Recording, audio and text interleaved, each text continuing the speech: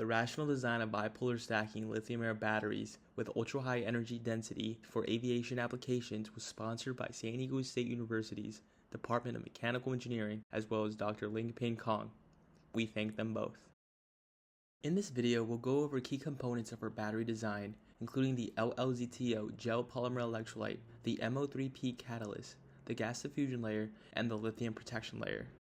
The first component I will cover is the LLZTO gel polymer electrolyte, or GPE. This layer serves two main purposes. It allows lithium ions to move between the anode and the cathode, and it also helps improve thermal and chemical stability within the battery. We performed the Raman analysis on our LLZTO samples in order to find a cubic structure with no secondary phase. This is ideal for conductivity. The particle size of the synthesized LLZTO sample was observed to be 1 micrometer in diameter, verified through SEM. For our LLZTO synthesis, we started with precursor treatments, including lithium hydroxide, zirconium dioxide, tantalum pentoxide, and lanthanum oxide. We then performed multiple ball milling steps using isopropanol and zirconia balls to ensure proper mixing. Next is the trimolybdenum phosphide, also known as the MO3P. To synthesize the MO3P catalyst, we followed a sol gel method. First, we dissolved ammonium molybdate, diammonium phosphate, and citric acid in deionized water until a clear solution formed. Then we continued mixing the solution at around 95 degrees Celsius until a gel formed, which was dried under a vacuum into a powder. Next, we moved into the heat treatment stage. The dried powder was ground and placed into a high-temperature furnace under nitrogen gas. This catalyst plays a major role in improving the oxygen reduction reaction and the oxygen evolution reaction.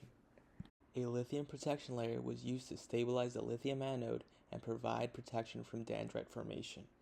This layer was synthesized using a silver epoxy coating and was applied directly to the lithium surface. In the image here, you can observe two samples, one of them being coated and the other uncoated. The coating on the lithium layer increases stability and increases cycle life. One additional component in our battery system is the gas diffusion layer, or GDL. This layer is crucial for efficiently transporting the oxygen to the activation sites. This is the estimated mass loading graph for our GDL. In this graph, we can see the lab's calculated results reflected by the blue dots, and the green dots reflect future data targets for future experiments. Ibrahim Bilal will elaborate more. So a quick overview is we obtained the carbon cloth and we cut out the pellet itself, which is currently 10 millimeters in diameter. Once we have that, we obtained the mixture of the slurry, which is a combination of carbon cloth, of carbon along with PVDF and NMP.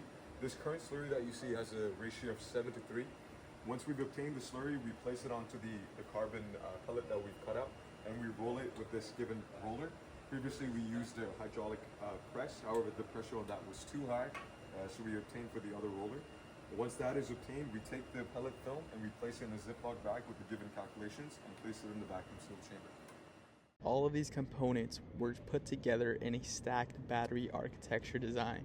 This battery is set to power a toy drone. We can see here how it is currently powering LED lights as a demonstration of its power output. The toy drone requires 3.7 volts and 220 milliamp hours to fly. The current battery on the drone only supports 7 minutes of flight. Our goal is to move that to 30 minutes by increasing energy density. To do that, we calculated that the drone would require 1.63 watts.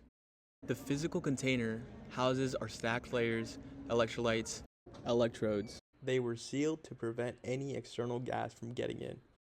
Since we're using a lithium-air battery system, we need to supply a sufficient amount of oxygen in order to provide enough energy density for the drone. For our required flight time, we calculated that the battery container should contain a minimum of 100 milliliters of oxygen gas in order to fly. In this video, we covered the LLZTO gel polymer electrolyte, the MO3P catalyst, the lithium protection layer, the gas diffusion layer, and how all these systems tie into our final battery design. Thank you.